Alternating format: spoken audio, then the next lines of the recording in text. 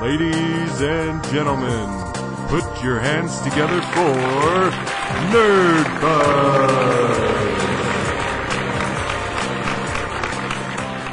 Nerdbuzzed doesn't condone the consumption of alcohol by any persons under the age of 21. Please drink responsibly. Welcome to Nerdbuzzed, the podcast where we talk about all the nerdy stuff that we care about and drink a cool, frosty beer while we're doing it. I'm your host, Marcus Ellinger, and with me as always, Jeremiah Johnson. All right, so we're up to episode 76. 76, wow. I know, right? We've been doing this for a while. We have. Still fun. It is. On today's episode, we're going to talk about music. Yes. So pretty much the whole episode today is going to be about music. We're going to do our nerd play. We're going to pick another new one. Yep. Maybe we'll review Fairy Tale. Depends on how much music talk we do. Yeah. But as always, I talk way too much.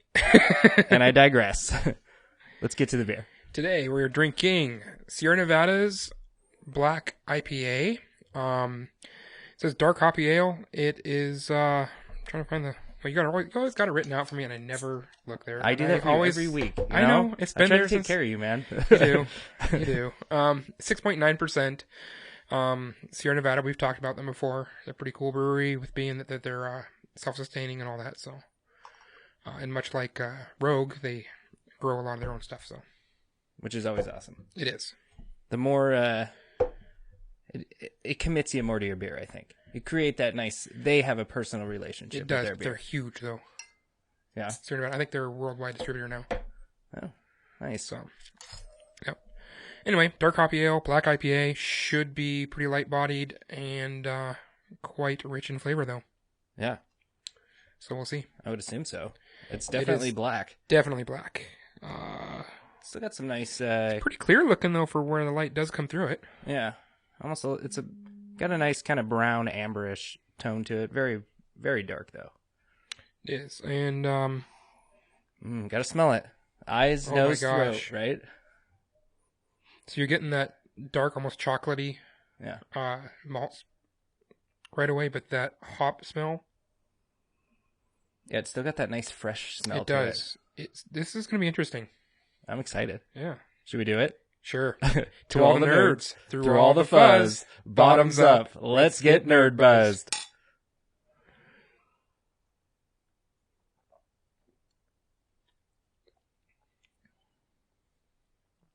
Wow.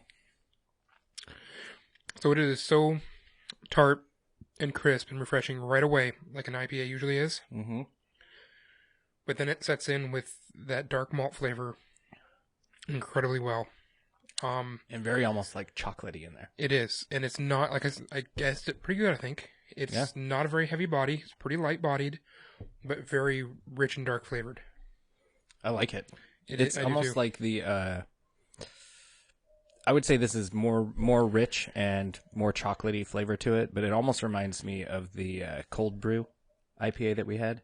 That was lighter. This is a little heavier body of this one, but it's got that. It reminds me almost like iced coffee kind of a little feel bit to it. A little bit.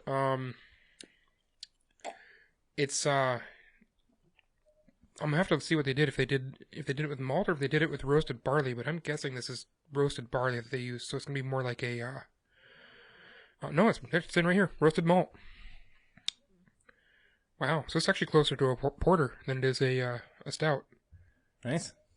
Interesting. I like porters too. Yes. Did I mention I like beer? Oh, I love beer, man. Beer is awesome. I'm really pleased with this. It's a nice... 76 episodes. I haven't figured out that. Yeah. Then you're listening to the wrong podcast. Yeah. I think it's a really nice balance between the crisp of the IPA, but the nice, rich, just kind of a little bit fuller body maltiness of, like you're saying, like a porter. Mm-hmm. But it's such a nice balance But on it's both. still such a light body to it. Yeah. It still has that refreshingness. I like it. I really do. And it's it's carbonated more than I expected it to be. Yeah, I could see that. So, I like it. So what's next? We picking a nerd player? Reviewing the one we got. Sorry, I'm enjoying the beer. Yeah. We get to review Lovers in a Dangerous Space-Time. We do. And we got to play it together, actually. Yes. Total couch play. We were lovers in a space-time. Okay. Don't make me And it was blush. dangerous. That's gross. Anyway. So, I don't know. We played it together. What'd you think? Should we... Okay, describe the game first. I always forget to do that. It's very... I don't know. How would you... I would almost say it has this it almost has like a classic arcade game kind of feel to it. Yeah. It's very indie. Very indie. Yeah, and you have a main mothership that you play in, and you play as the crew on the mothership, right? Yep. You can play up to 4 players, and there's 4 turrets. 4 players would make that so much nicer. Yes, very much nicer. Oh my gosh. You could be so much more offensive. I wonder if it would, because we only played up to 2, but I wonder if it would up the enemies. Probably would. It would probably amp it up also. Yeah. There probably wouldn't be any place to hide the engine to. Yeah. Right. Yeah. You control 4 turrets, and you have to pick what you're going to control. So you actually run your guy over to that control station in your little round ship, and you can pick between turrets. It's like Chutes and Ladders, only on a... Kind of, yeah. It really reminded me of like that kind of classic arcade cabinet almost style game, where you could have like the 4 sticks right there with your couple buttons, because it's only 2 buttons, right? Like you could have built X that and game square. that way. Yeah. And squares to use, X's to disengage, so... Yeah, and that was it. And you run to the different stations. There's turrets, shields, and a big missile kind of thing. Yeah, and then which turned into a buzzsaw. Yeah, and I liked how you could upgrade that different stuff. Yeah. That was really cool. I think the most appealing quality about this game is that it really encourages couch play. And like cooperative couch. Like you need to work together. You do. To get at this game. You do. And I think we finally got it down by the time we got to the boss, because that boss was pretty easy by the time we got to it. Yes, yeah. Yeah, he wasn't. I was really thinking, because when we first started playing, there was some miscommunication between us. There was no communication. Yeah. Way off target. Dude, I thought you were running the shields. No! Yeah, as we're just getting pummeled by stuff. But I really liked how we did have to like learn each other's play style and learn to like, compensate for each other and get each other's back, and like it really encouraged that mentality. Yeah. I was all over that. I love a good game where like we totally did it. When you beat the guy, you want to turn and high five. Yep. Right? And, totally. Which is what we did. And so it's like go team go, which is really cool. This game gets huge props for that from me. It almost has like a sort of like a Katamari-esque feel. I kept feeling like that from it. Like it's got the aliens look Katamari-ish. Yeah, right. It's very kind of simple. Or the very rainbowy and bright. Yes. It has the little rabbits you find, right, that you rescue, and they barf their little rainbow to the heart that you escape in, right? Which is very Katamari. Barf rainbows. I'm a big fan of barf rainbows. If you're gonna barf, it might as well be a rainbow. It's like when a unicorn throws up. I was going to say, you have to drink a unicorn frap first? Yeah. You see somebody posted a picture on Facebook of them going through the car wash where they get the multicolored soaps coming down the windshield, and it's like, yeah, so I totally ran over a kid on the bicycle with a unicorn frap in his hand. Mm-hmm. I was like, that's funny. Because everything inside a unicorn is rainbows. Of course. So I don't know, what'd you feel about it? How do you feel as far as slapping a score on it? Well, playing together, I'm going to say it probably gets a 7. It was fun. Yeah. But if I would never play it by myself. No, I wouldn't either. I think it'd just be sheer frustration. Yeah. And then if you did, you'd get really good at it, and you'd just know what to do, and you'd play with somebody else and probably just hate them. Right? Because you're already like, okay, why are you doing this? Oh my God, exactly. You're letting me down, right? Just get out of the way, I'll do it all. Exactly. Yeah. So you got to pick which way you're going to play that game. Yeah. Go engage the buzzsaw, disengage when it's going around, and go hit the turret and start shooting. Yeah, right. Move the shields real quick. And I'll just do everything. You just stand there. I am totally in the same boat with you that single player would be weird. I did actually try it. I did play a level on my Vita, and I mean I was able to accomplish the level. It wasn't too brutal to play. Yeah. But it was not nearly as fun. There's nobody to, right? Yeah. High five myself. So I think I'm right there with you though. I think it's a solid 7. I really do. I think especially if you play with somebody else, you could even be pushing like a 7.5. I think it's pretty. Okay. I bet if you had all 4 people, this would be an awesome game to drink beers and play with everybody. Yeah. You're looking for a pen, huh? I am looking for a pen. There's no. I have your back on everything except for pens, apparently. Yeah. So hopefully that was going to work, but it's not going to scratch enough. I'll be right back. Right next to you. Well, they're not right next. I have to get out of the damn chair. So now we get to pick a new nerd play. Got the one that doesn't click. Nice, thank you. These are minor details that matter, like having a pen to begin with. Yes. So we get to pick a new nerd play. We do. And I'm tempted to pick Abzu, because that's one of them. We have Tales from the Borderlands, Abzu, Laser Disco Defenders. I'm also really tempted to pick that. I mean, just purely based on title. Yeah. And then Typewriter. Oh, no, it is not purely based on title. It's because it's a cross-buy. That is... I'm a big fan of a cross-buy. And I actually watched some trailers for it, and it looks like it'd be a lot of fun to play on the Vita. But we get to pick 2 of them. And I'm really chomping at the bit to actually play some Abzu. Okay. If you're okay with it. Yeah, let's do it. All right. I know you've already dabbled. Yes. And you talked about it, and I was a little jealous. And I was almost going to buy it, but now we get it for free. Yeah. This is like Battlefront all over again. I'm always going to bring that up. Well, to be fair, I did not buy it. I played it on Xbox. Oh, cool. So nice. So now you have it also on your PS4. Now you can compare and contrast. I like it. So, for the next couple weeks, we're going to play Abzu. It's not going to take a couple weeks. Okay, well, don't pressure me. So, on to some nerdy stuff before we dive into music extravaganza. Alrighty. First off, as always, subscribe to our YouTube channel. If we get Yes. 100 subscribers, we get our own channel, which would be awesome, instead of the weird number algorithm thing. And also, you can donate $1 if you go to patreon.com/nerdbuzzed. Got some good content in there now. Yes, I have some archived stuff, and I would love to release it. All you got to do is donate $1. And you'll get a whole bonus episode every month. Yep. And that you donate $1. Yes, that's true. It costs you $1. That's a steal, by the way. We also get to announce that this Friday, coming up, we're going to be on Dina Marie's Lift Your Spirits. Oh, sweet. At 8 a.m. We did a little recording session with Dina on our show, but then we also did a session on her show, which was a lot of fun to do. Drank a different beer, talked a little more nerdy stuff, got to hang out with some other people. So that'll be at 8 a.m. on Friday, KKNW, 1150. All right. So thank you, Dina. It was awesome. Loads of fun. Yes, thank you very much. Looking forward to doing more stuff. Yeah. So the other thing that we did get to do that was a bonus of working with Dina was we got to hang out with the one, the only, the legend, Van Connor. Yes. And we got to make a sweet commercial for it. That was pretty fun. That was a lot of fun. How hectic was that? We were very buzzed. And slightly.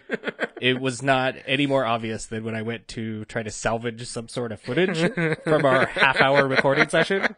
And I ended up, I think, in our 1.5 minute commercial, there's about 20 seconds maybe of actual footage. Yeah.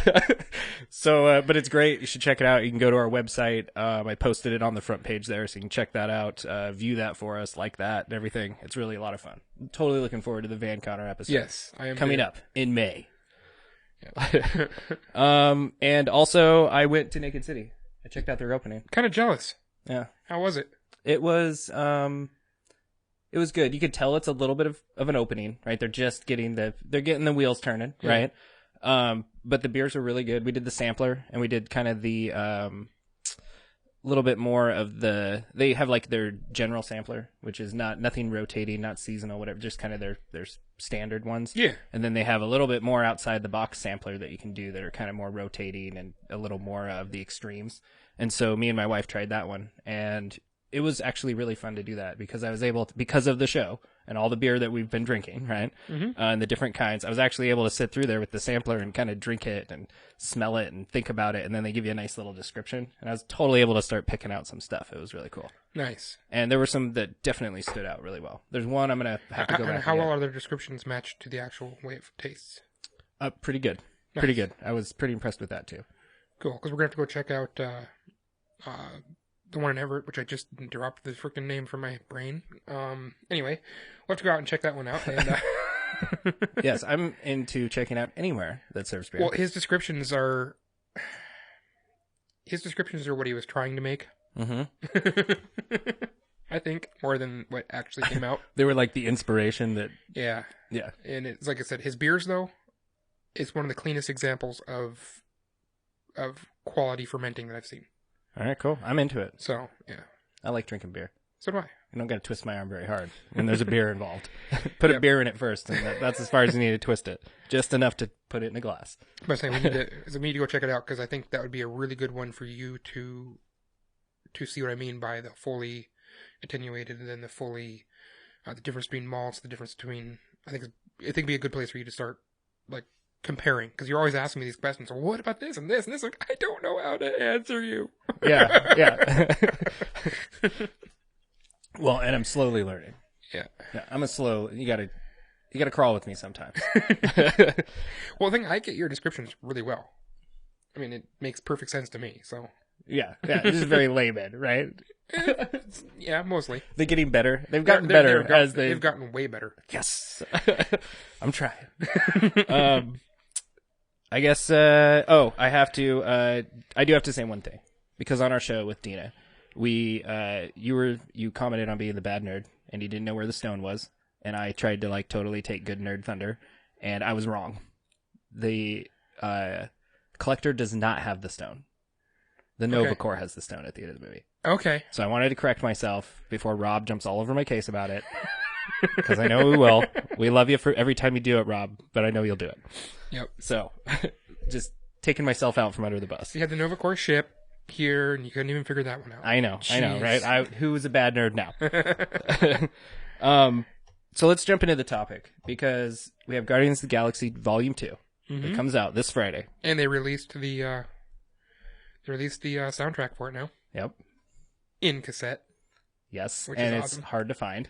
Of course it is. You know they did that on purpose. Yeah. It's a Hello, Nintendo. Nintendo tactic, yes. I was just thinking the same thing. So in honor of that, and especially because I think it's important to point out that we're of the mixtape age, the era. We lived with mixtapes. Yeah. Right? Before, high school for me was the transition to CDs.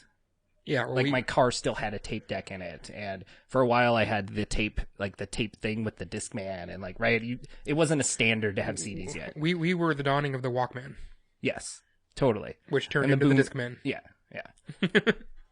So it's very fitting of everything then, because Guardians of the Galaxy, so stoked for this next mixtape Volume 2.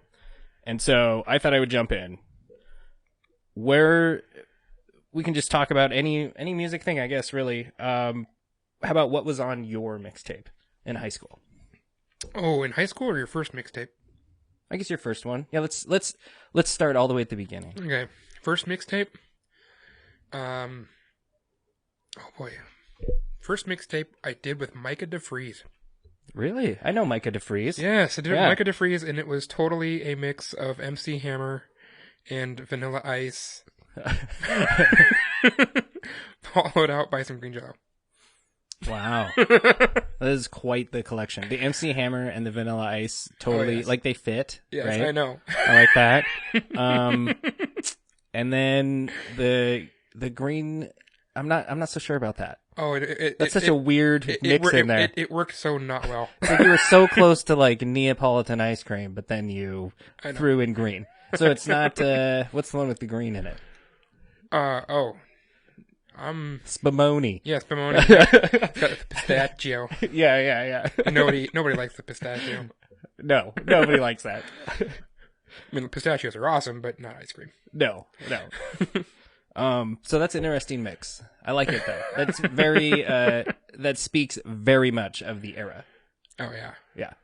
I was gonna say, for me, my first mixtape experience is when I was a kid. I don't know what I was doing. I was snooping through all my dad's stuff in the closet, and I came across this like little mini suitcase, and I was just gonna use it for something like playing detective or doing some game out in the yard.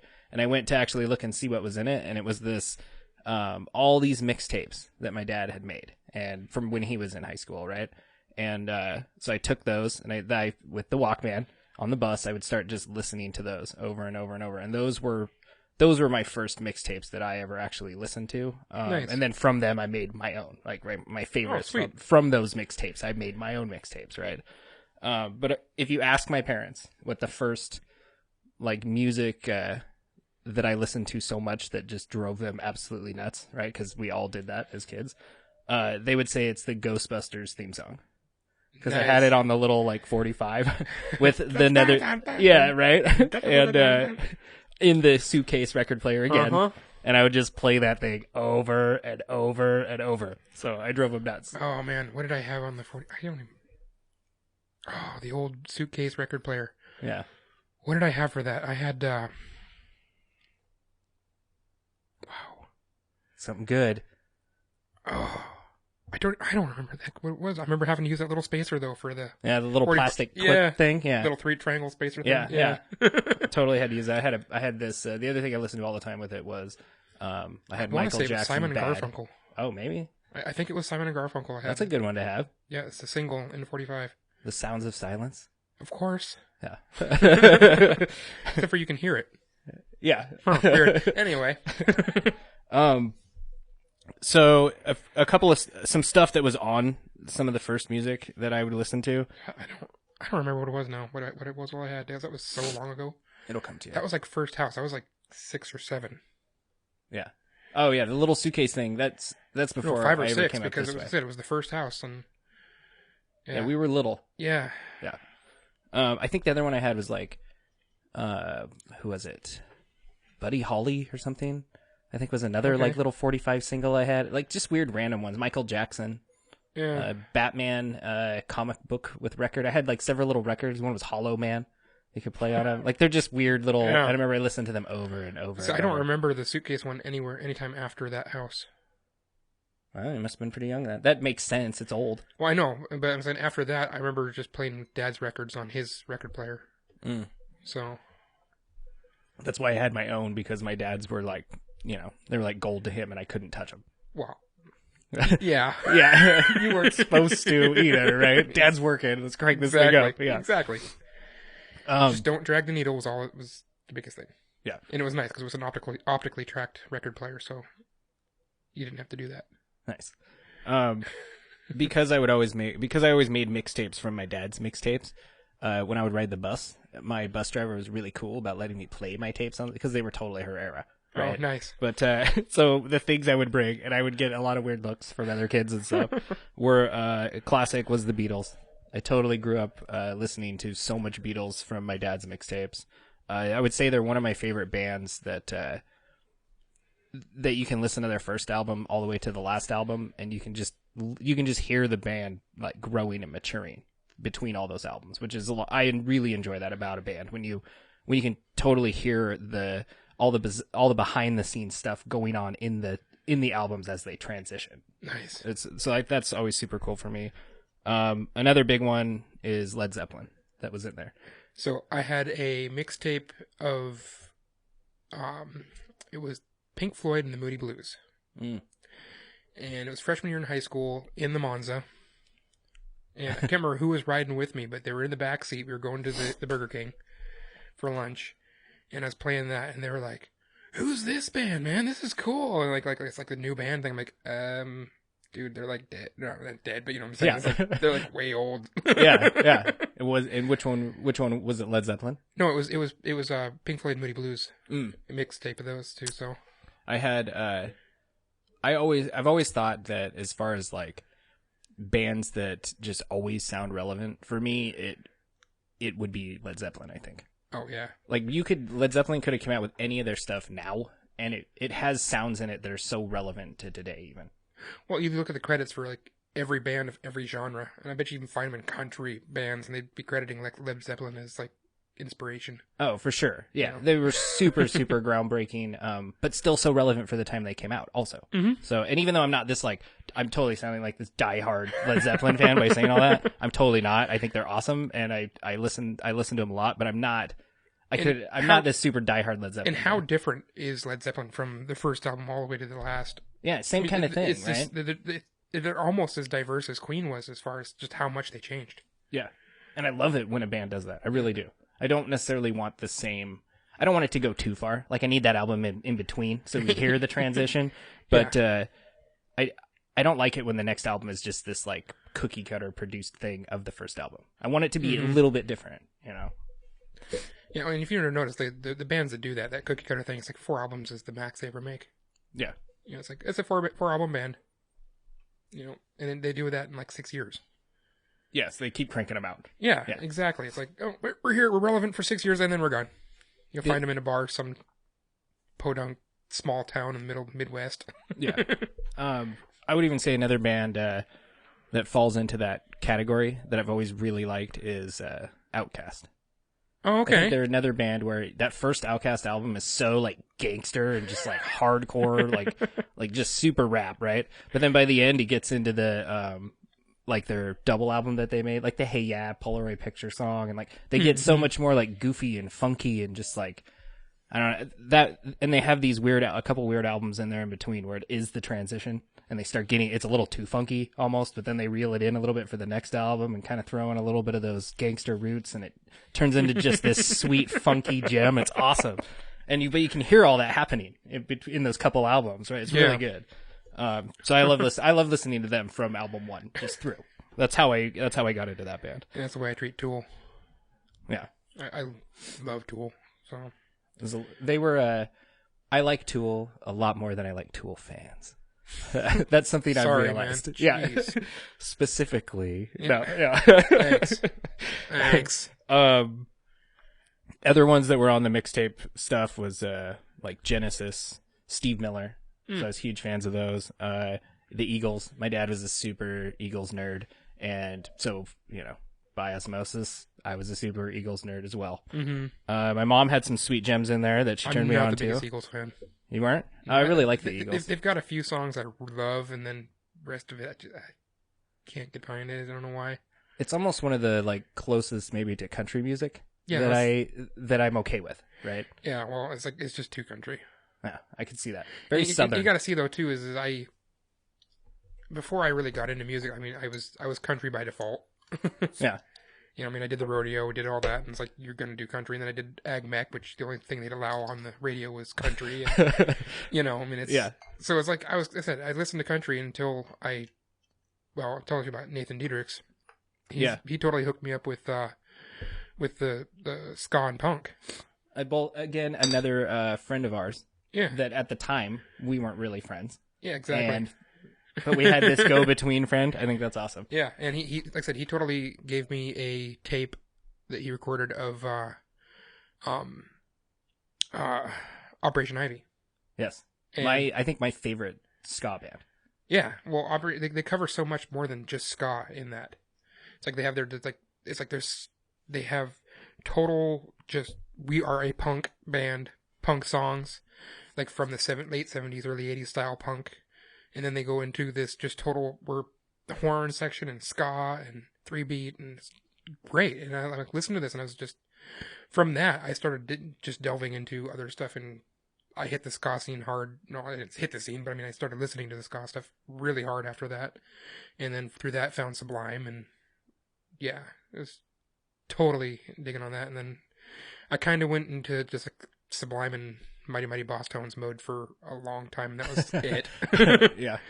But I remember going with Nathan to so many punk shows. It would be and I Micah never went. and Micah DeFries. We actually all went together. I would have loved to have gone. I never went to a punk show, actual punk show. Oh yeah, we would show like I'm talking like backdoor punk show, not like mainstream. Oh yeah, concert. that's what they were. For sure. These weren't. Some of them were groups that are bigger now, or at least were, right? Yeah. Like I remember we went and saw AFI when they were, okay. But it was like a $10 at the door. You got to see like a handful of bands that would all just come out and play. Yeah, and they were all drunk as skunks. Everybody was partying with everybody there. Yeah, totally like plywood walls and Yep. like the 2x4 railing with the chain link fence to like block off certain parts, and like it was totally this ghetto little gross place you'd go see. There was and it's kind of funny to mention that because there was a big move to convert the brick building across from the stadium in Seattle, to a punk venue, and they got a whole bunch of donations and people donating time and materials to convert it into a punk venue, and then the building got condemned. Yeah. Of course, they'd pick that building, though. Yeah. Dude, it would have been so awesome. I actually donated a little bit to it. Yeah, that was some of the funnest times I had in high school. It was almost like every Friday thing. We'd go down there on Friday. It was either GameWorks, hit GameWorks late because you got the like last 3 hours for super cheap, right? So we'd go do that, or we would go down. I believe most of it was like at the Rock Candy. Okay. We'd go down there and you'd wait in the super line out front, and hopefully you didn't get cut off at limit or whatever, and you'd pay $10 and go watch punk music all night. Nice. Yeah, it was a lot of fun. I would have totally dug that. And now I don't like to go to concerts at all anymore. It's so old. Can I just get a seat? Don't turn it like off, but just like turn it down just a little. Take the ringing out of my ears. I am totally with you on the seat thing. I think the first concert I went and saw in a seat was Rammstein. And I was kind of bummed at first. I'd say second song into it, I was like, this is pretty okay. Yeah, no, I'm totally fine with it now. I prefer it now. Yeah, I'll give you an extra $10 or whatever if I could have a seat. I feel so old when I say that. Turn it down. Give me a seat. Didn't need to turn it down. I know to bring earplugs. That's also old. I've been bringing earplugs to concerts pretty much since I was 21. Don't you think that kind of defeats the purpose? No, dude. When you can feel it in your chest, it's perfectly fine. Okay, so you're into that physical experience of it, but without blowing out your eardrums. Yeah. Yeah. I want to be able to hear you now. Yeah. I don't want to have the headphones on just so that I can amplify what we're talking about to you. No, I don't want to do that. So I have to give my mom a shout out though, because she also influenced my music. And so I have to give her credit for such amazing artists as like Gloria Estefan. Huge Gloria Estefan fan. Turn the beat around, dude. Dude, my mom got to have percussion. Lots and lots of percussion. She's got like, it's her and like 20 percussionists on stage. Yeah. So my mom totally folk music that she would sing herself, and then I would like later find out like was actual artists because I had just credited her with her knowing this stuff. No, it's stuff she knew from actual artists. Yeah. But folk music, and then Bob Seger. Oh, nice. Yeah. Bob Seger's awesome. He is. My So dad good. hates him. So what? Yeah. No, So, he's yeah. super good. He is. I agree. But my dad hates him. So I was like, I would not have gotten that from my dad's music collection. Oh, well, okay. He has Bob Seger in there because of my mother. Yeah. Right? Because if happy wife, we know how it goes. Actually, I don't. I'm not married. I will say, I could see Bob Seger being that way, though, because he could be one of those guys that either you love him or you hate him, right? Because he's pretty true to his sound. Yeah. Like, when you hear it, you can tell it's a Bob Seger song when you hear it. A little too aggressive on the part. Yes, you can totally tell it's a Bob Seger song. So if you don't like Bob Seger, you're not going to like any Bob Seger. Yeah. Right? I totally get that. Let me see. I have so many songs that I put down on my list here. There's so many bands. Michael Jackson was huge. See, I didn't care for Michael Jackson until after he was dead. Oh, that's a terrible thing to say. I Was it because of the resurgence in his music and stuff that came out after that? Yes, it was. And then you were Alien older Ant and wiser? The Alien Ant Farm. Oh, that's terrible that you say that. No, I'm serious. Like that was what like oh, it's Michael Jackson's song. I might as well go like check out the originals. Yeah. And There's some so do you know enough of Michael to have a favorite? not really. Not really. I would say one of my all-time favorite Michael Jackson songs is Dirty Diana. And it's kind of like I think it's like a fairly well-known song of his, but it's not one of those like at the forefront. It's like a B-side, I think. Okay. But it's really good. It's one of my favorites. It's so intense. It's good. I like a song that's like, drive it home, be what you are, right? Like the commercial. Own it. Nice. Let's see. What else did I get into? Boss Skaggs was another kind of offbeat one. Steely Dan. Oh, hell yeah. Jethro Tull. That was also high school, way into that. Pixies, Talking Heads. Bob Marley. Nice. I know you were into Bob Marley, right? I'm huge into Bob Marley. Yeah. That was big for me in high school, too. And Ziggy Marley stuff, too. I like his stuff. Yeah. Marley's. Yeah, the Marley, yeah. Yeah. I prefer Bob over Ziggy. Of course. Yes. Ziggy does. Ziggy gave way to who he did a I can't remember who he did it with, but it was something that went into the mambo side of it. So I started like listening to a little bit of the not the straight up mambo, but like the mixed down stuff, the blend between genres, spreading genre stuff. That was kind of cool. Yeah, a little more reggae, mambo. Yeah. I don't. It's not, but that's nothing like each other. But anyway. Yeah. No, I hear you though. Yeah, it was. I can't remember what you'd call it, but it was pretty good. I can't remember who it was. Kind of like our beer today. Exactly. I'm also a big fan of when like two genres of anything can find that way to just to really meld with each other, where one doesn't really outshine the other. They totally pick up on the qualities they can both benefit from, and like when you see a really good team form, it's pretty cool. I want another group that has Michael Franti and Spearhead. Those guys, I totally dig them. Yeah, I'm not familiar. More ska reggae stuff. Yeah, island style. Nice ska reggae. I like it. Yeah. Well, yeah. Anyway. Yeah. All ska is just reggae you can dance to. Yes. Yeah. And maybe angrier. Yeah. There's some angry reggae though. Yeah. Well, it depends on what wave ska too. Yeah. I think ska is more drunk, and reggae is more stoned. Very. Yeah. Very, very, very. They're both inebriated, just different ways. Yeah, and depending on which ska, they probably did a line somewhere in there. Yeah. And maybe also got stoned. Yes. Yeah. They didn't know which way to go with it. Yeah. Which is kind of a little bit of ska, I think. Yeah. Ska is this weird kind of, we're just going to do this thing. Yep. Yeah.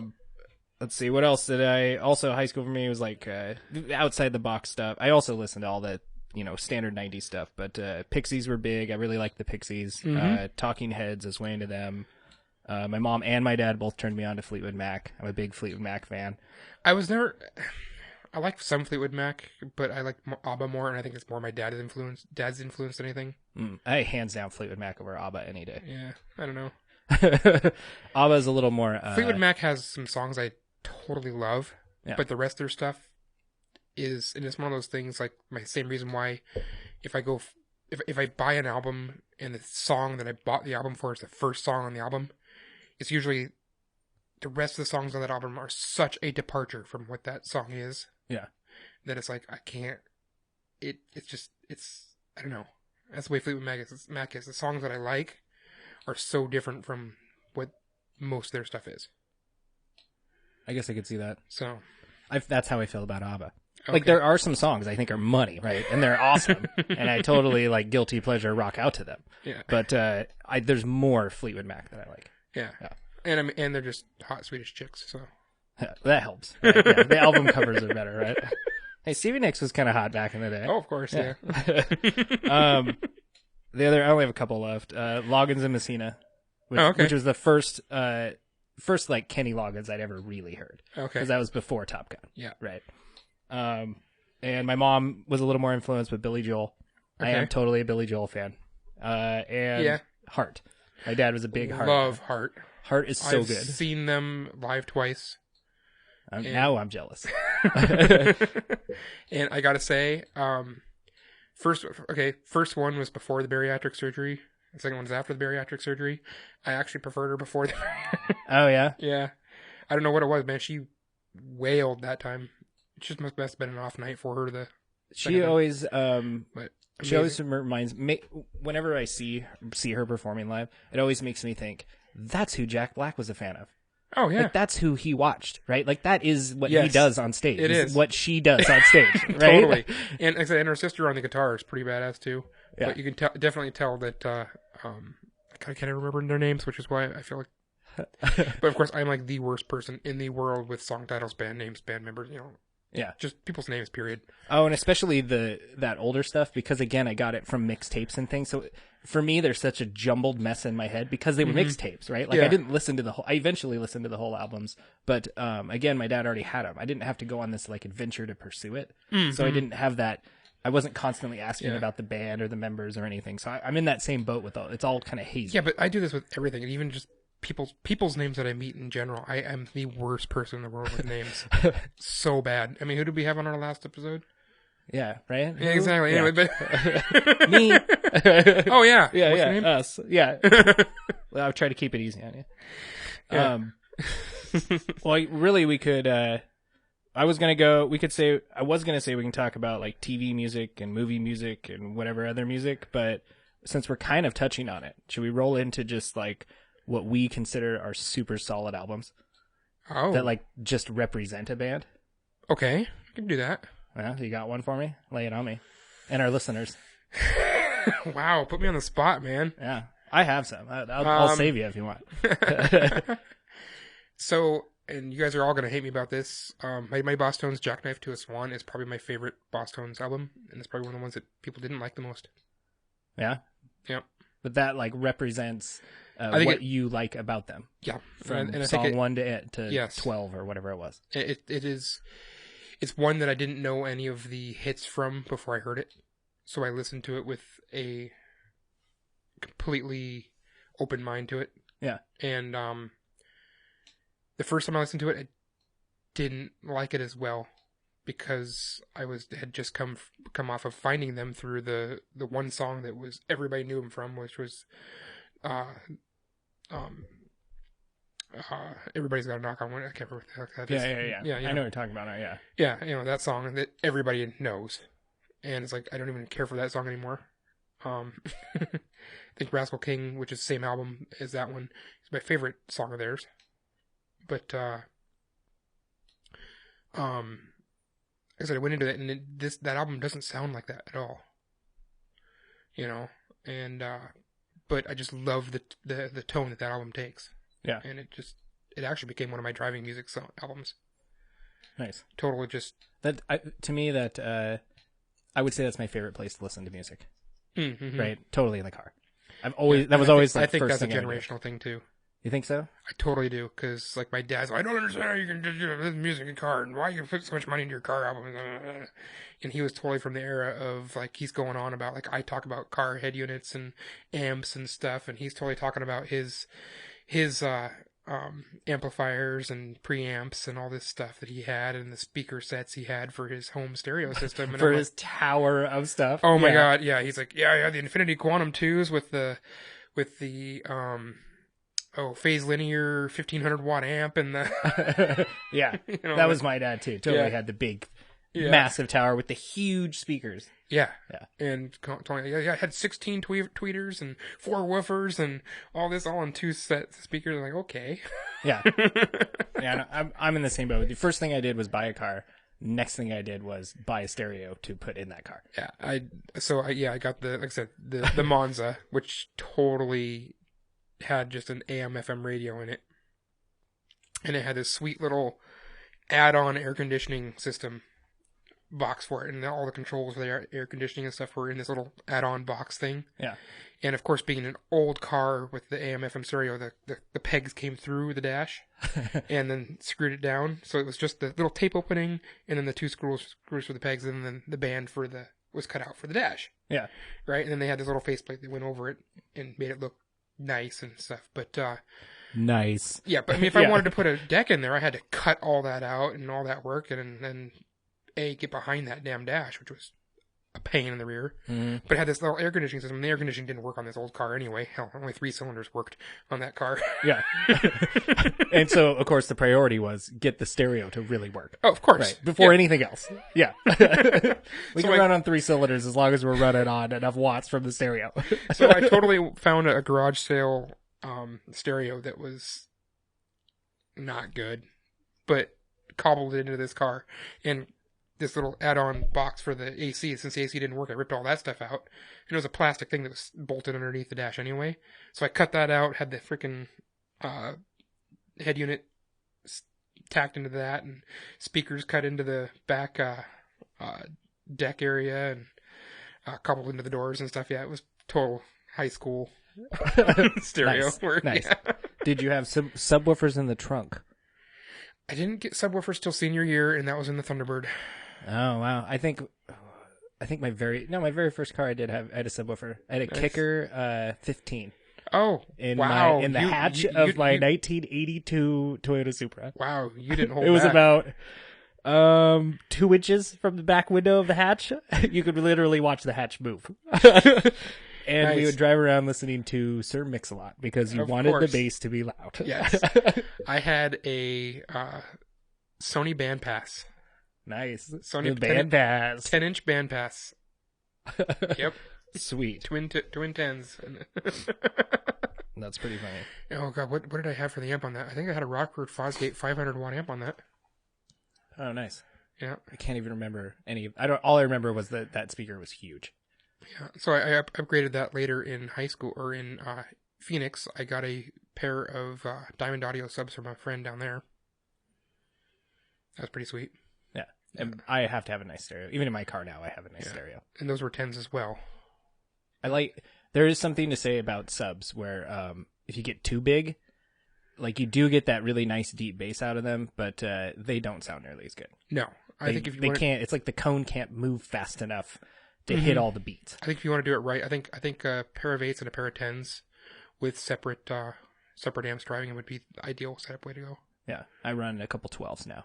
Oh, okay. Still, this is so high school. But I'm still doing it. Yeah. Well, I mean, properly driven, a pair of 10s can actually go pretty hard. Yeah. No, totally.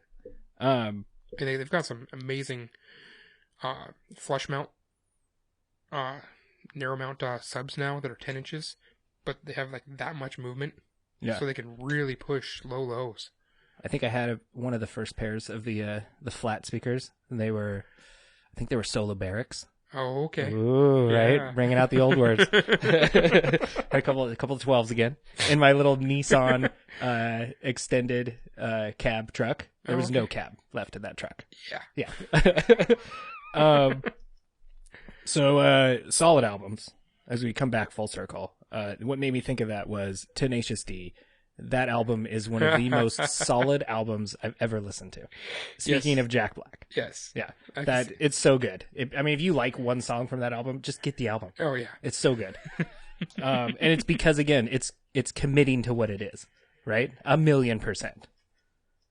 Yeah. Entirely. Yes. I'm just trying to think of all the different songs. Sorry. Oh, they're all great. Yeah, They are. all of them are. Another one that I think of when I go back to high school is Blind Melon, just Blind Melon. Oh, yes. Right? Dude, that is like one of my favorite From cover to cover. all-time albums ever. Shannon Hoon was amazing. Yes. And, dude, Shannon Hoon rocks. I so wish he was still around today. Yeah. I loved Blind Melon stuff. The good In always fact, die young. it's kind of funny you're talking about that, because I was at work just totally humming through a song in my head, and the guys, my coworker was like, what the are you guys, you doing? I was Blind Melon. Blind Melon just for some reason popped in my head. I don't know why. Yeah. And he's all, oh, Blind Melon, I haven't heard that in years. Yeah, so no, they're awesome. they are. The second album has some real gems that I like, but as far as just like solid goes, that first album, it's just money from beginning to end. Yeah. If you like No Rain, right? Then you like that album. Like that album is just great. It really is. I can't remember the title of the song of this one that was going through my head, but it was it's like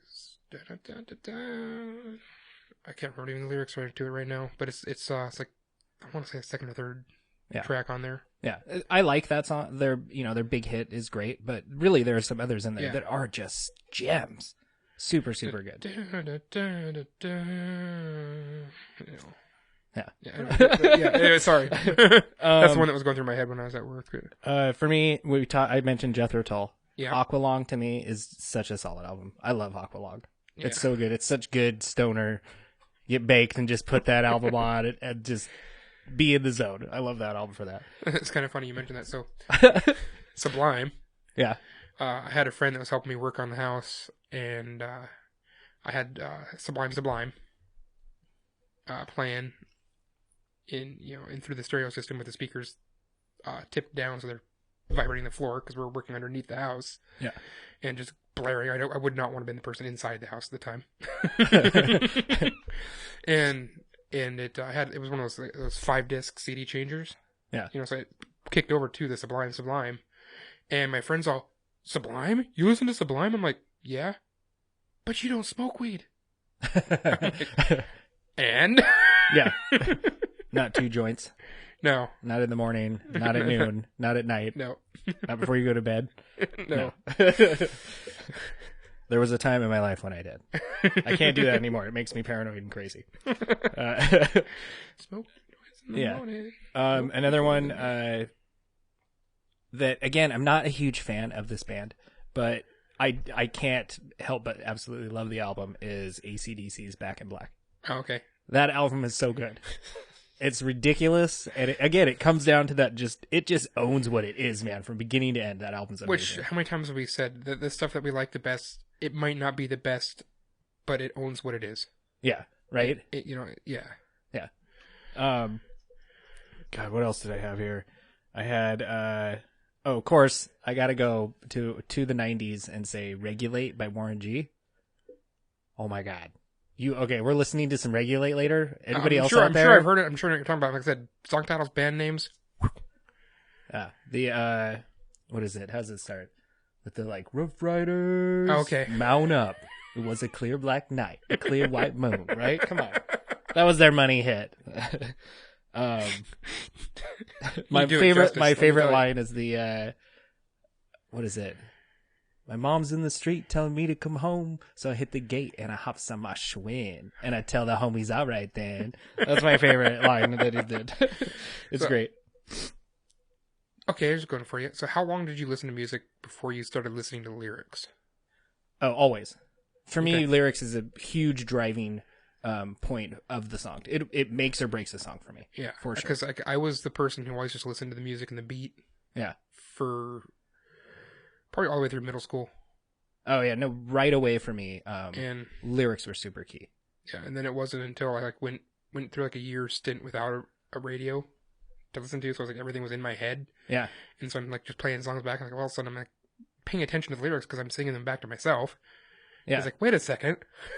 Yeah, I think musically the tone of a song is super important, but I think that the lyrics in a song can really, they describe what was going on in the artist's mind at the time, like when he wrote the song, right? The whoever the guy writing, not the music part, but the lyric part of it is. Typically, it has something to do with some sort of experience or something, right? Like maybe he's totally embellishing, or she, right? But I enjoy that part of it. I like to try to decipher the code of the song, and for me, lyrics is a big part of that. And see, I think being having being 70s music, 70s rock as being my primary driving force to the music that I was listening to. Yeah. Like I said, AKA Iron Butterfly, Moody Blues. Oh, I love Moody Blues. Oh, yeah. Yeah. And stuff. But, I mean, a lot of the Pink Floyd, a lot of that was... It was just a psychedelic mess. So totally psychedelic rock. Yeah, and it's the lyrics meant nothing to me. You know what I'm saying? Yeah. And so I think that has a lot to do with why it was mostly just the music that was being played with it. So, I don't know. I'm seriously. I mean, it's the voice is almost just another instrument to me. Yeah, yeah. Well, and really, it should be, because it's no good if they don't mesh. Well, right? yeah, but you know. Yeah. Okay, speaking of don't mesh, and one of your things you were talking about with the Doors, just break out and talking all of a sudden. Oh, it's like poetry slam. Yeah, yeah, and I love it. It's great. It took me so long to enjoy that, and I said it wasn't until I started listening to lyrics and the words and stuff having meaning to me. Yeah. That it mattered, but yeah, no. Doors was totally a second round into music for me. Yeah, I've heard this really cool interview on the radio about the Doors, and it was just this quick little promo on the station we listened to at work, and they're interviewing. I want to say that it's like the guitarist or the bass player or something from the Doors, and they're trying to find another member for the band, right? And he's talking to the other. He calls up the guy on the phone that he wants to be in the band. He's like, "Hey, man. Me and this guy, Jim, we're making this band, and we really want you to be part of it."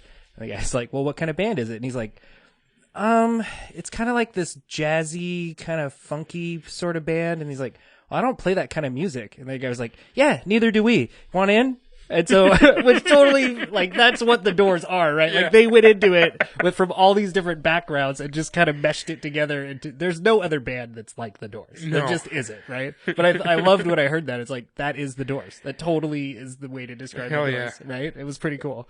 I loved how he's just like, whatever, just come on in, we'll make it work. Yeah, it was pretty good. Man, I have so many other albums.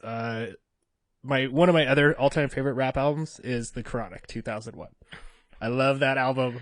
That tells you, again, the year that we graduated in high school and stuff, right? Yeah. That album's solid, though. Dre throws down on that album. He schools all that new rap. I wish he would come out and almost do that again. It needs to happen again. Now that he's, the richest mogul ever with his Beats Audio thing. Like, Yeah. he made more money than anybody ever when that happened. Which is kind of funny because you look at the Beats by Dr. Dre, they tore them down and stuff and like broken down the components. They're such cheap headphones. I'm sure there's like the highest end ones are nice, but Yeah. like the midline low end ones, Not that nice. not that nice. I don't own any Beats. Neither do I. Yeah. I had a phone And that I'm- had the Beats Audio built in. I don't remember which one it was. This was a while ago. Yeah. But that phone did actually sound better Oh, did it? than it's like when I played it through my car. It did actually sound better. Nice. Boy, let's see. I just have a couple more here. Recently, I would say one of my most recent, I just loved it from beginning to end, and hopefully everybody's okay with it. I would say The Heist by Macklemore. Oh, totally. When that album came out, I was so blown away, and We'll talk about owning it, owning what it is. right, and it made me really enjoy rap again. It wasn't angry. It had that kind of it had arrogance to it for sure, which I think all rap does, but it was a little more playful. And Yeah. you just could have fun with it. It felt good to listen to it. It didn't make you want to go. Well, it brought us back to beat high school someone up. again. Yeah, totally. Yeah. So I really enjoyed that one. Wait, what else do I have? That said, his second one, I like a lot of the songs on it and like some of the stuff, but it's not as catchy. It doesn't hold you like the first one does. Yeah. I mean, when I go back to it has listen to Macklemore, gems, but yeah. So it's when I not go the back same. to listen to Macklemore, I go back to Heist, and like I said, the Heist you can play it from beginning to end yes, and enjoy it the whole way.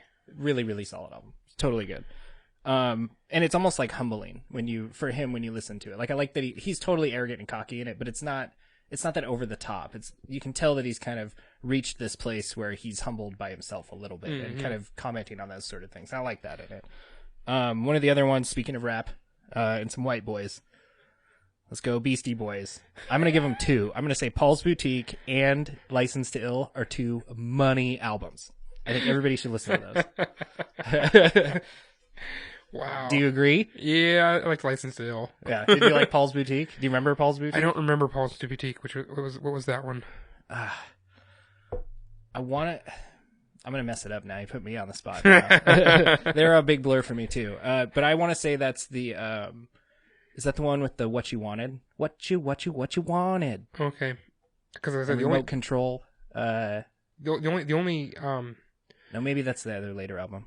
the only one of theirs that I had was in mixtapes that I'd gotten from other people. I Oh. never owned any of their albums. Yeah. So License to Ill is great because it's I saw classic them old live school. once. Oh, nice. I never saw them live. Yeah. All right. You one up me. I didn't know what I was. Okay, I got one that I know you rocked out to.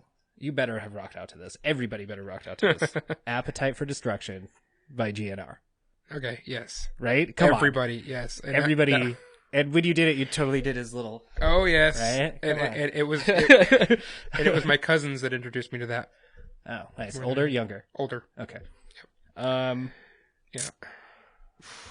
The other one I have, another rap, Doggy Style. I love Doggy Style. That's such a Snoop Dogg. Yeah. That's a good one. Don't know that. I I never was really got big into Snoop, so. I was big into Smashing Pumpkins, so I really enjoyed Siamese Dream and Gish. Okay, so Smashing Pumpkins. I love Smashing Pumpkins for 2 songs in a row. I cannot listen to more than that. Does Billy's voice get a little? It does, and then and it didn't help when I saw a couple of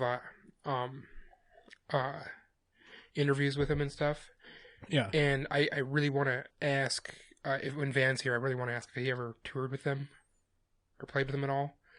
Is he as arrogant in person as he was in those interviews I've seen? Yeah. Because that is one arrogant SOB that I saw. I was serious. It was just like, wow, I can't like you anymore. Yeah. Maybe that's all part of the owning it. Right? Yeah, Yeah. maybe. It is totally what it is. But, yeah. Like, man. It's like, yeah, so other artists just don't get it. They can't compare.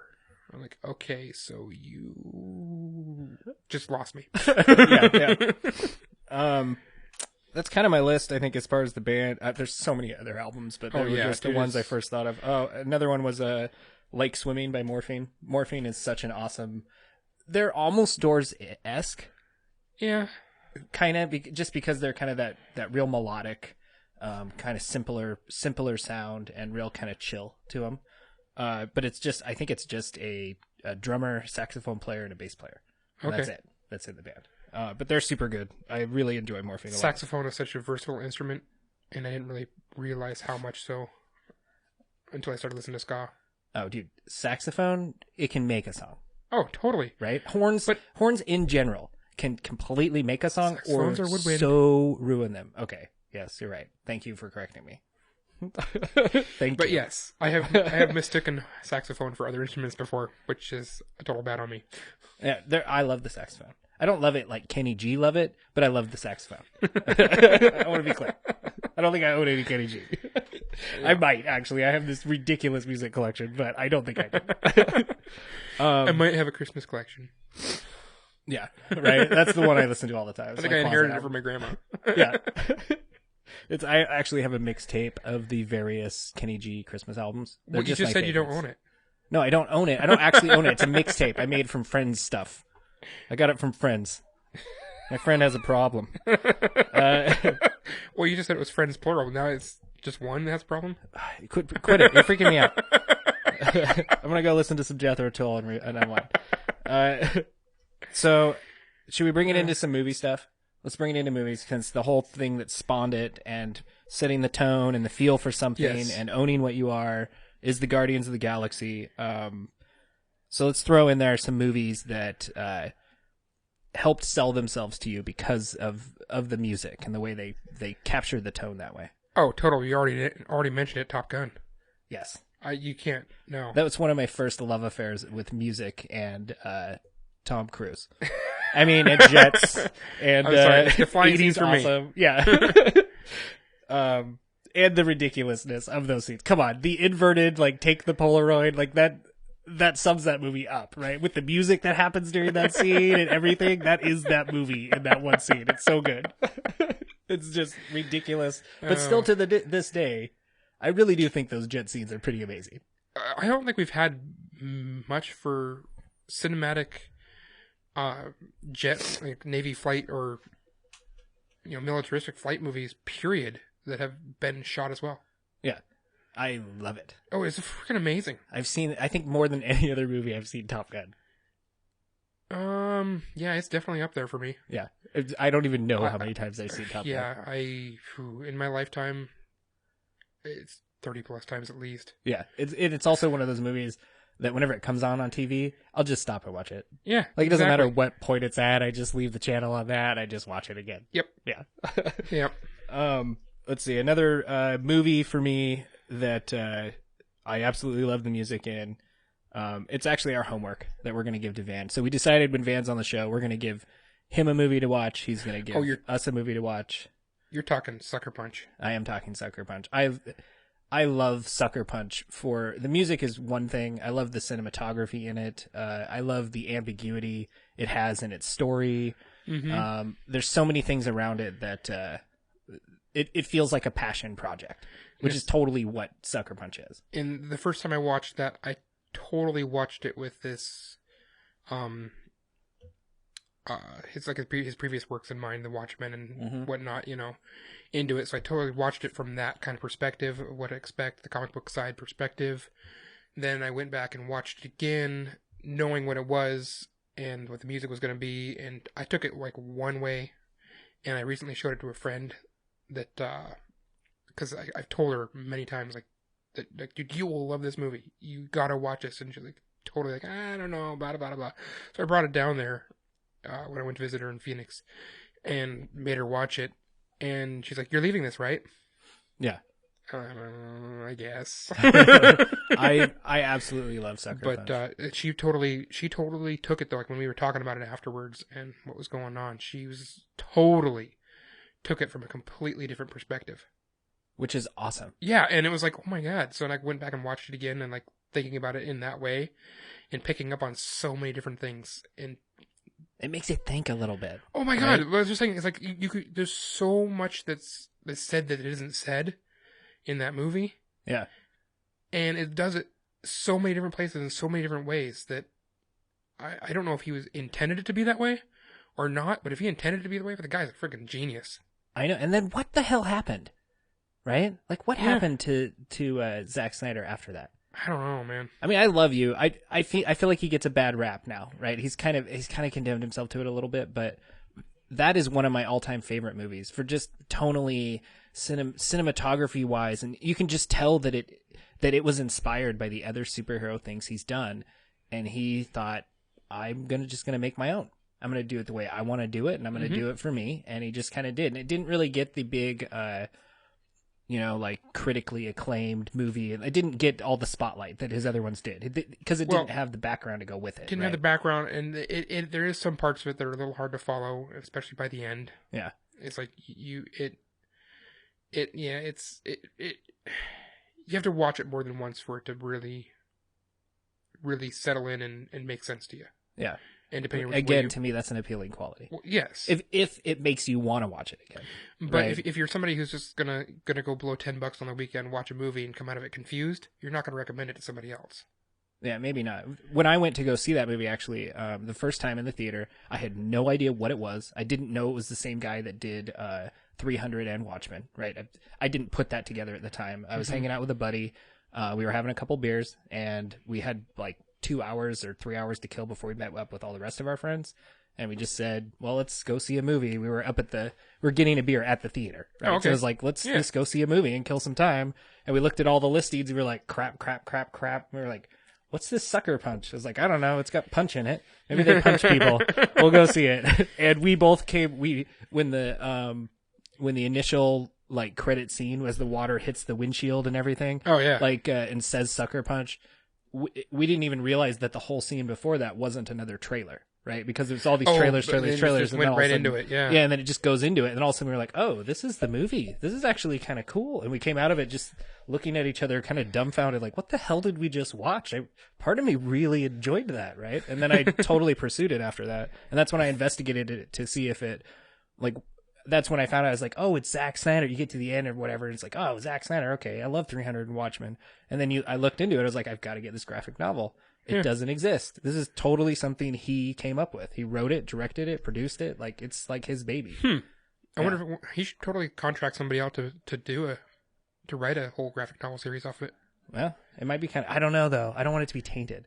Oh, right? Like, I it's think so it'd be good crazy. the way it is now. Well, you saw how the Serenity stuff was done. Yeah, following. That's and true. That wasn't all written by Joss Whedon. Yeah. I mean, he obviously had his input on it all, but Yeah. it wasn't all written by him. I mean, totally or even look the Star Wars sagas, like the novel universes and stuff that were done.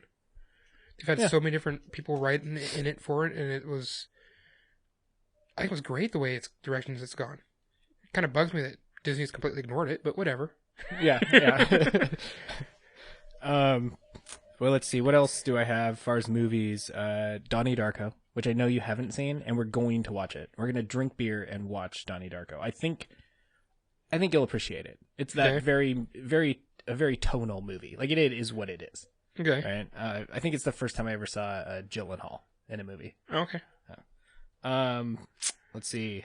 Drive for me. Drive was awesome. I love Drive. It's same thing, so heavily tonal, right? Drive is what it is from beginning to end. Even though it has that awesome flip in the middle where it becomes almost like this thriller psycho movie, but I love it when that happens, right? Like, that movie's just great too. And it's weird and it's totally old school, but I love it. Like, again, it's like this passion project feel, right? Where you ignore the Hollywood standards at the time and you just make it because that's what you want to make. Yeah, I can see that. Totally see that, because that's not what you'd normally find in a normal Hollywood movie. No, and I don't really think it did super well, but I don't care. I love it I love it because it is I can what totally it is. see that it did not do super well for general Yeah, audiences. yeah, I don't think it did. Another one as far as music goes that I'm sure you're also a fan of. I have to give it up for Dazed and Confused. Yes. Right? Again, coming back to that like 70s and that tone, but the way they use the music and the scenes and just the way it is part of that movie is so good. Yeah, I can see that, yeah. And it's also one of the early Ben Afflecks. It is. I Yeah, totally he's didn't so think about that. young in that movie. Yeah. Beating on kids with the paddle. Yeah. I love it when he's in the just making his paddle. Like, they're making their paddles on the last day to go beat all the next kids that come up. It reminds me of it always makes me think of the scene in Superbad. Do you remember that where the one guy, skinny guy, I can't remember his name off the top of my head, but he's in shop class just drilling holes. And his buddy comes in, he's like, "What are you doing?" He's like, It's the last few days. I'm just drilling holes. Screw it. Just drilling holes. In Forgot boards. about that. Yeah. Another one that is totally from our era. That maybe okay. I was gonna jump ahead, but I'm not gonna do it. One that feels like almost a more relevant, but sort of reminds me of Dazed and Confused. I would say is Empire Records. Oh yeah. Right. It's got that same kind of sort of that kind of vibe to it. Yeah. That's very very 90s. Yes. Our generation. That's one that I've watched at least 7-8 times. Yeah, I've seen that's another one. If it comes on TV, it doesn't really matter where it is. I'll just watch it. Yep. Right? Yeah. Let me see. What else do I have here? We already said Top Gun, Guardians, clearly, Transformers, the animated movie. Okay. That introduced me to Stan Bush. Stan Bush is the montage music god. If you ever feel like you just can't quite make it through the day, or you need a little something to pick me up, throw on some Stan Bush. Oh, it is. And you will feel so much better about yourself. You will feel like you can do it. Yeah. Stan Bush is amazing. So if it's music that owns itself, you can just say any Matt Stone or Trey Parker movie. Yes. They own themselves beyond, right? I would say South Park, the movie, is the best TV series to movie I've ever seen. Oh, yeah. It's just like a long episode, and it's a musical. I love it when a musical is done right. It's really good. I'm not like this huge musical fan. I want to clarify that, but when a musical is done well, like the Tenacious D movie, even like that's done in the musical style, but it's so good, right? It's also one of my favorite movies. Let me see, what else do I have? I only have a couple more. The Crow, that screams 90s to me. Very 90s music, definitely. Very emo and angsty, right? Black, lots of black and leather and everything. I keep meaning to go back. Eyeliner, you got distinct eyeliner in it. I keep meaning to go back and read The Crow, and I never do. I gotta go do that. I've said I've got to do that a couple times now. Would you do it already? We're all sick of hearing about it. I'm just kidding. Bite me, man. It's a joke. I've read a couple, but I haven't gone back and read a whole arc. I've never read them either, so I'm in the same boat. Such a bad nerd. I know, right? Bad Jeez. nerd. Bad nerd. That is our era. Another one that, speaking of musicals, right? I'm trying to transition here. Nightmare Before Christmas. Oh, totally. Right? That movie's so awesome. I love Nightmare Before Christmas. Another movie that I've seen too many times. Yeah. And then I would say, I kind of think Quentin Tarantino is pretty good at it in general, as far as his movies are very stylized, right? Very stylized, very tonal. Yeah. And for me, the one that I don't know really, necessarily like the music that he chooses, but it fits. It sets the scene, right? And the tone it really fits well. what he wants every single time. Yeah. And for me, I mean, clearly Pulp Fiction is, I think that's probably my favoritist of the Quentin Tarantino movies. But I think Kill Bill specifically is really done really, really well as far as the music goes. I have to go watch it again. You have to check it out. There's a lot of music in it, and I love the movie. I love the movie, but I didn't really watch it with that eye. So yeah, and even how when you transition from the first one to the second one, I love how different they are, but they are still so tonal. Mm-hmm. Yeah, that's our theme for the show: tonal. Yes. I don't know. There's so many other music things I think we could talk about. We might have to do a part 2 someday. I think we could totally do a part 2 to this. And again, it's one of the main reasons I want to go see Guardians. Oh, entirely. Because of the music and just how tonal it's going to be again, right? Yeah, I can't wait. We're totally going to see it. Next episode, we're going to review it, and we'll talk about Fairy Tale. And I'll watch a couple more. You sent me the message that the fighting gets good, and dude, so skip to like how far do I have to get? Just jump to episode like 20-ish, I guess. Like go straight to 20.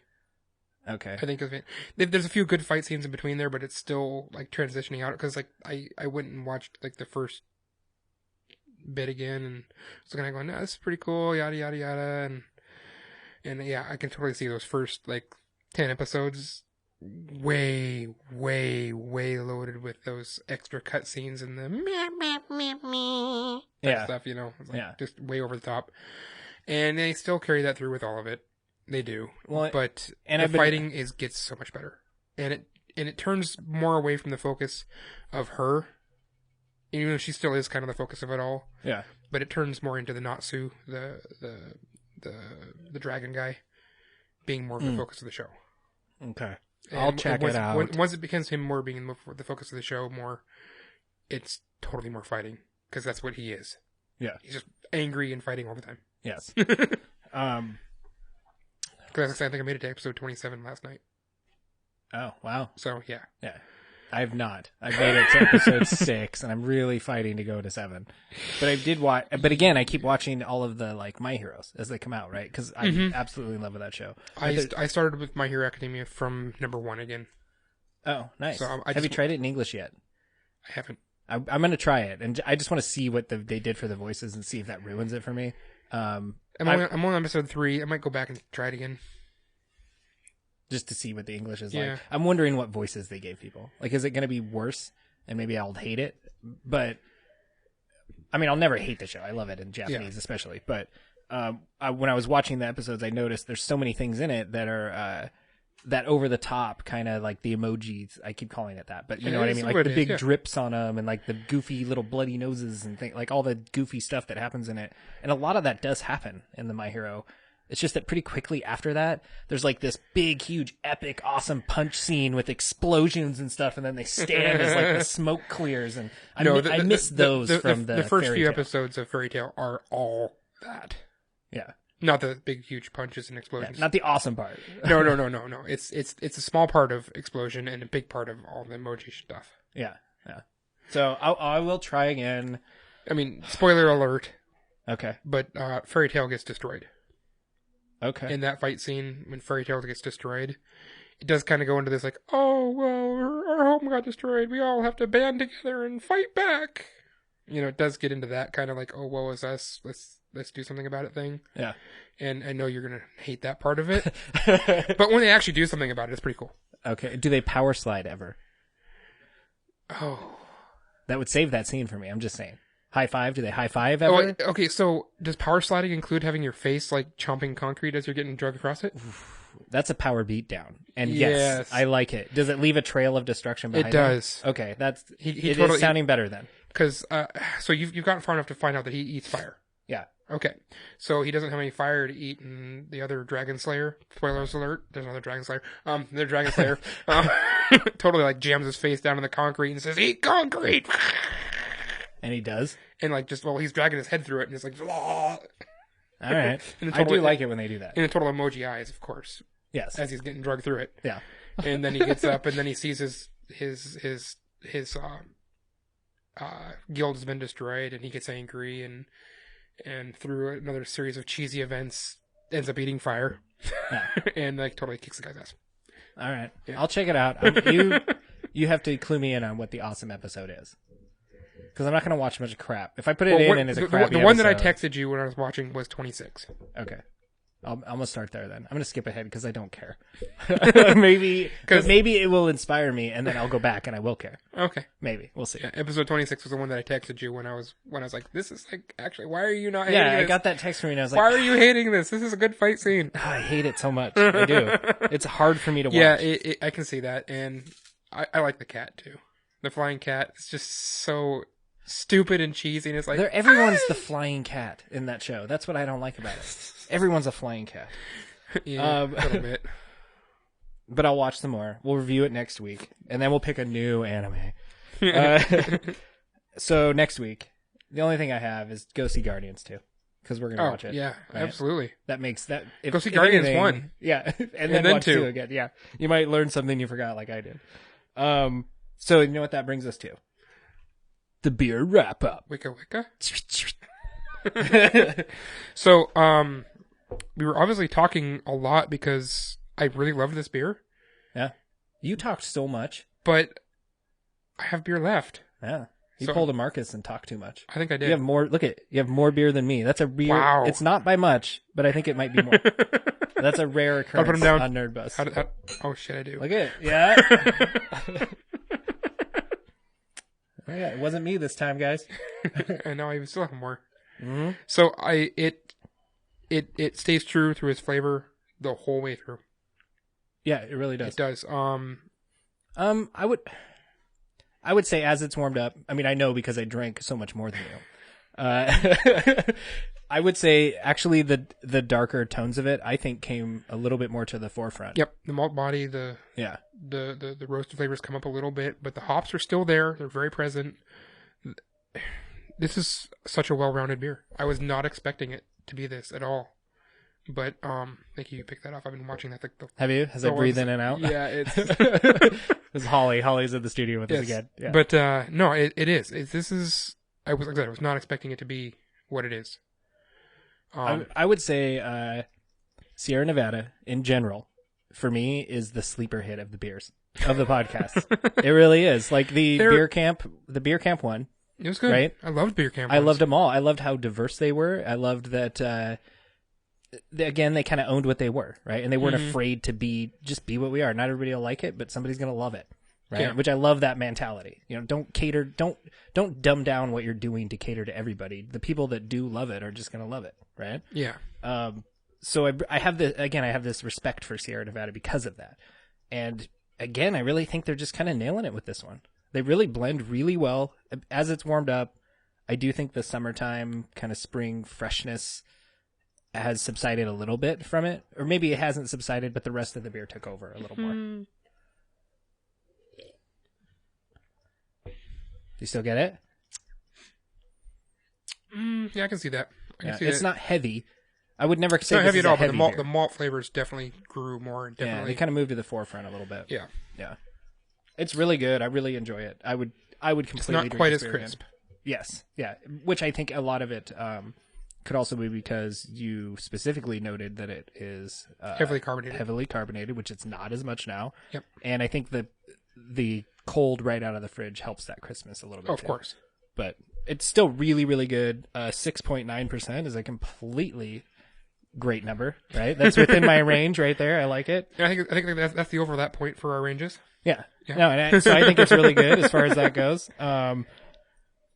You know, and I don't think it tastes the attenuated word we like to use. It doesn't taste under attenuated, right? Like it tastes like everything was utilized that was put in there. Definitely. Yeah. It's not nothing extra that doesn't need to be there is there. Yes. It's what it needs to be. Yeah. And it's done very well. Like I said, I am beyond good words for this as far as beyond shocked that I'm having this. That you're feeling as good as you do about it? Yeah, it's wow. I was not expecting it because like I've had a couple different black IPAs that were okay. I mean they would totally go in my fridge and I would drink them. Yeah, I'd be happy to do so. But I'm really glad I got 2 left. Yeah, this is. I can tell you what I'm going to drink next Tuesday. The only trouble with it is the only way I found this is in that pack. Oh, I have not found it separate. Well, that's props to my wife because when she goes to Costco, every time my wife goes to Costco now, I get this text message that says they have this, this, and this as far as beer. Oh, okay. What do you want? And so that's how amazing she is. Nice. Yeah, she knows me well. She keeps my beer fridge well stocked. All right. So score? Yeah, we got to put a number on it. Let's see. I'm gonna give it. Man, I'm gonna give it an 8.25. 8.25. I was gonna go straight 8. Nice. I really wanted to give it like an 8.5, but it just wasn't quite feeling it. But it is great. 8 is great, and it is great. Yes, 8 is great. All right. Well, I think that wraps it up for us. We're Sure gonna play Abzu. So, do you want to pick another anime right now? And we'll just put the score to this one next week, and then we'll start our new anime now. Do you have one in mind? Is that why you're bringing it up? Other than My Hero, not really. I've already watched all those. You want to watch them again? Try to get caught up? That's what I'm saying. We could do My Hero for like even just a couple weeks. I think it's only like 5 episodes or 6 episodes. The new one? Yeah. Oh, okay. Because it's simulcast, so we get them every week, right? Yeah. Well, I said I haven't watched them all. I haven't watched the new season because, as I said, I went back to the original, starting at 1. So we can do that. Let's do we'll just watch until we get caught up, and then we'll do it. If it's not the end of the month, screw them. It's our show. Exactly. Yeah. All right, so we're gonna watch My Hero. All right. I'm gonna keep watching. Unless you want to do Last Exile, we've both seen that. We haven't reviewed it. We have both seen it, and I would like to finish watching it. Oh, you haven't finished watching it? I have once, but I actually think I've seen it twice, and I'm working on my 3rd watch through. Okay. I really like it. It's done really, really I well. like it too. Yeah, it's your call. I'll let you make the decision. Let's do Last Exile then. Okay, Last Exile will be our next one. But next week, we're going to review Fairy Tale. Yes. Okay. Might Sounds be good. the lowest anime score I ever give. We'll see. I'm going to watch episode 26. Maybe it won't be. So on that note, go to nerdbuzz.com where you can listen to any episode of Nerdbuzzed 100% free, as opposed to... Oh, sorry. I was reading. Come on. As opposed to any other percentage of free. Duh. Thank you. Jeez. We're a team.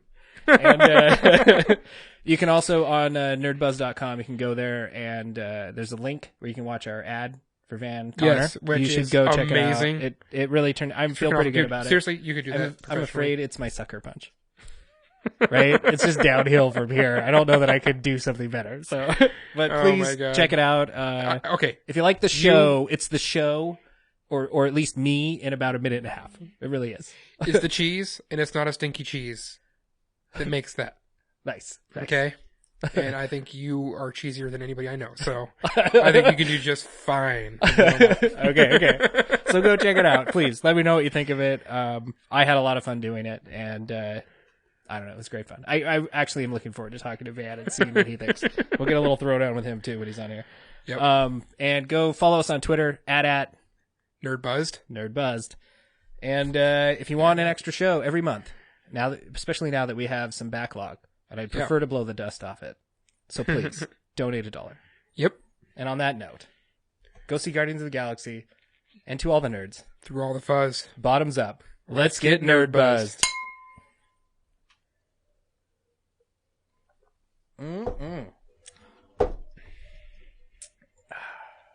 That is really good.